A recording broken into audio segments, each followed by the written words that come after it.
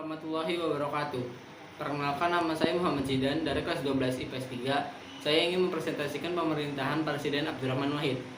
Abdurrahman Wahid atau yang akrab disapa Gus Dur, lahir di Jombang, Jawa Timur, 7 September 1940 dan wafat di Jakarta 30 Desember tahun 2009 pada umur 69 tahun.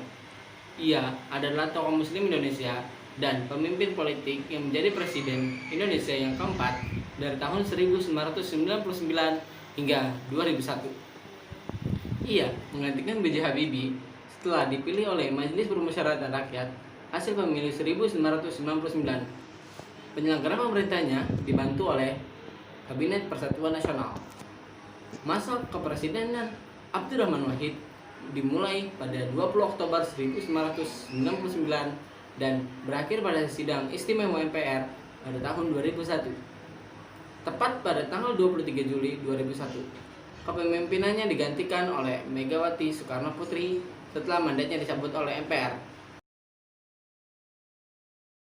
Kebijakan Gus Dur dalam bidang politik, yang pertama, memisahkan TNI dan Polri. Kedua, membubarkan Departemen Penerangan dan Departemen Sosial karena tak bekerja dengan baik. Yang ketiga, mengganti nama Irian Jaya menjadi Papua. Yang keempat, mengakui Konghucu dan menjadikan Imlek hari nasional. Aspek sosial menjadi perhatian Kiai Nahdlatul Ulama ini. Berkat Gus Dur, tahun baru Imlek yang dilarang pada masa kolonial Belanda dan dipersulit di era Soeharto kembali menjadi hari libur nasional yang dirayakan. Ia juga mengakui Konghucu sebagai tambahan agama baru yang diakui di Indonesia.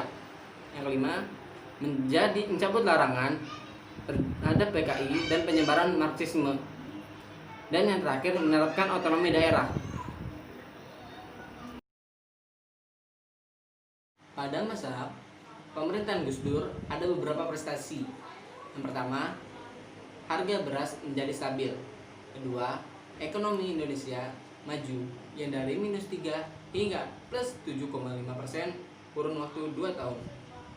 Yang ketiga, hutang berkurang 4, miliar dolar, baik dengan suap, hutang dengan hutang, dan suap baik dengan hutang mahal atau dengan hutang murah. Yang keempat, ekspor naik menjadi 2 kali lipatnya. Yang kelima, peningkatan gaji PNS menjadi 2 kali lipat. 6, hutang harga bikin listrik berkurang dari 85 miliar menjadi 35 miliar. Mendapat potongan 50 miliar. Yang ketujuh, proyek B.J. Habibie untung 14 miliar dalam kurun waktu 2 tahun. Ada kebijakan-kebijakan kontroversial Gus Dur saat menjadi presiden. Yang pertama, membubarkan Departemen Sosial dan Departemen Penerangan. Baru sebelum menjabat sebagai presiden, Gus Dur langsung merombak tatanan birokrasi di pemerintahan dengan membubarkan Departemen Sosial dan Departemen Penerangan. Departemen Sosial dan Departemen Penerangan ini sebelumnya sudah ada sejak pemerintahan Orde Baru dan Habibie. Dan saat menjelaskan perihal pembubaran kedua pos kementerian itu di hadapan DPR, melontarkan komentar bahwa DPR tak ubahnya seperti taman kanak-kanak, yang membuat anggota DPR menjadi marah. Yang kedua, usul agar TAP MPR tentang PKI dihapus. Usul Gus Dur ini menuai kontroversial, yakni pencabutan TAP MPRS nomor 25 tahun 1966 tentang pelarangan PKI dan pelarangan penyebaran ajaran komunisme di Indonesia. Namun, usul ini kandas dalam rapat panitia ad hoc 2 Badan Pekerja atau PAH 2BP MPR. Seluruh fraksi MPR menolak usulan yang sempat menjadi polemik publik itu. Akibat usul ini, aksi protes kaum muda umat Islam muncul di mana-mana. Fraksi Partai Kebangkitan Bangsa atau PKB pun akhirnya menolak usulan tersebut. Kendati sempat berkukuh mendukung usulan tersebut. Yang ketiga, memecat Yusuf Kala dan Laksamana Soekardi. Pada April tahun 2000, Gus Dur memecat Menteri Perindustrian dan Perdagangan Yusuf Kala serta Menteri Negara BUMN Laksamana Soekardi. Alasan keduanya dalam kasus korupsi.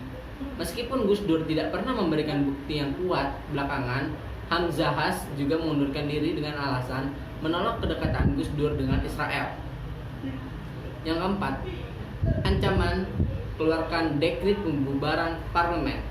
Kebijakan ini paling kontroversial yang dilakukan oleh Gus Dur menjelang akhir masa jabatan.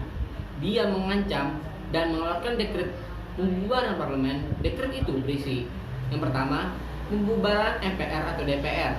Yang kedua, mengembalikan kedaulatan ke tangan rakyat dengan mempercepat pemilu dalam waktu 1 tahun. Dan ketiga, membekukan Partai Golkar sebagai bentuk perlawanan terhadap sidang istimewa MPR. Sesaat setelah maklumat dikeluarkan, Ketua MPR pada saat itu, Amin Rais, menolak secara tegas maklumat Presiden tersebut. Atas usulan tersebut, maka MPR mempercepat sidang istimewa. Hal tersebut merupakan puncak jatuhnya Abdurrahman Wahid dari kursi kepresidenan. Dalam sidang istimewa tersebut, MPR menilai Presiden Abdurrahman Wahid telah melanggar ketetapan MPR nomor 7 tahun 2000 karena menetapkan Komjen Pol Khairuddin sebagai pemangku sementara jabatan Kapolri.